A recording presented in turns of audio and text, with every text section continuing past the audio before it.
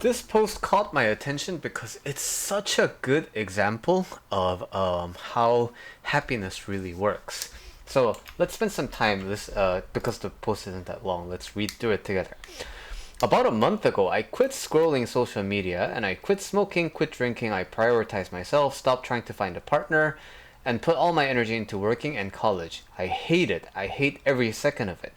I'm productive now, but all I do is, I guess, work and school. I read sometimes. Since I don't drink or smoke anymore, I don't go out with my friends as much. I journal, I work out, I use calendars and planners, and I made Dean's List. I have good jobs through my university. Why am I still miserable? On paper, I did everything right. How can I be happy? Shouldn't I be happy now? So, the key word here, unexpectedly perhaps, is still. So, the typical life cycle of suffering is as we typically understand it is, hey, I'm suffering right now because of this reason, external reason, like my boss is stupid, or I hate my job, or my major is stupid, or my a partner is abusive, or whatever, right? So we think if we can remove that external reason, then we can be happy. So in the word still, that still's existence implies that prior to all these seemingly positive changes, they were miserable. So they tried addressing it by taking control of their life, right? But they are still miserable because happiness and miserable things, it is influenced by external things, but it is ultimately decided internally. So is there a way to scroll, smoke, and drink and be happy?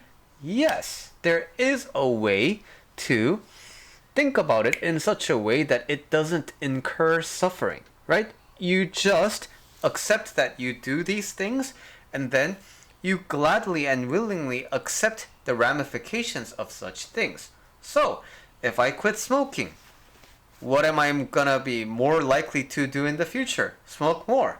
And what possibility increases in the future? Lung cancer. But emphysema.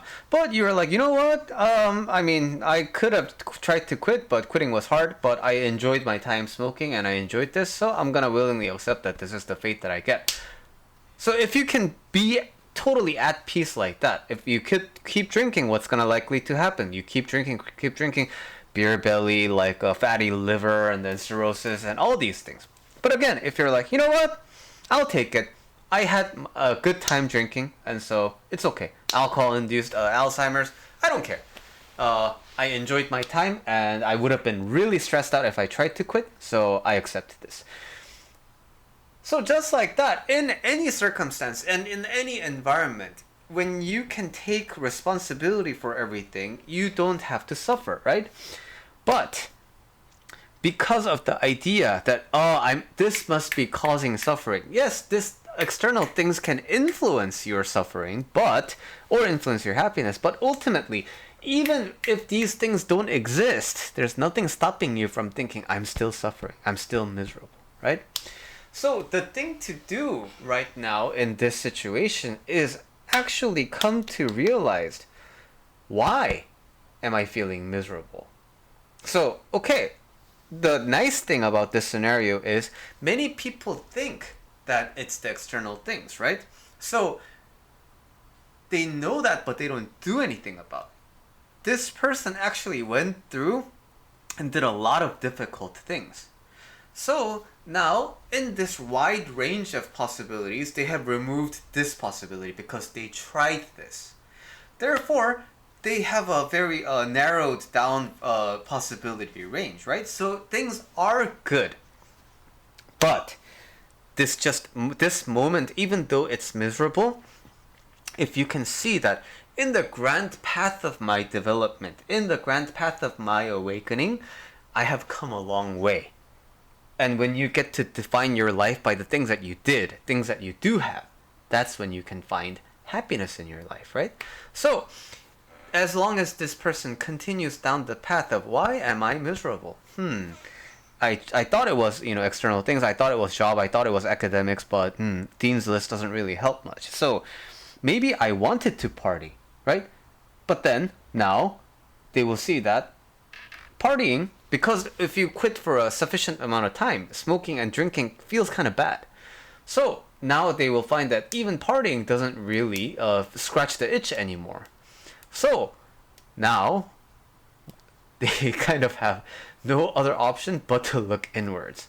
But you know what? It is the ultimate way of arriving at your version of happiness, right? And so this whole post was a very interesting kind of exploratory analysis, especially if you're new to the self-development world. So I wanted to highlight it and talk about it today.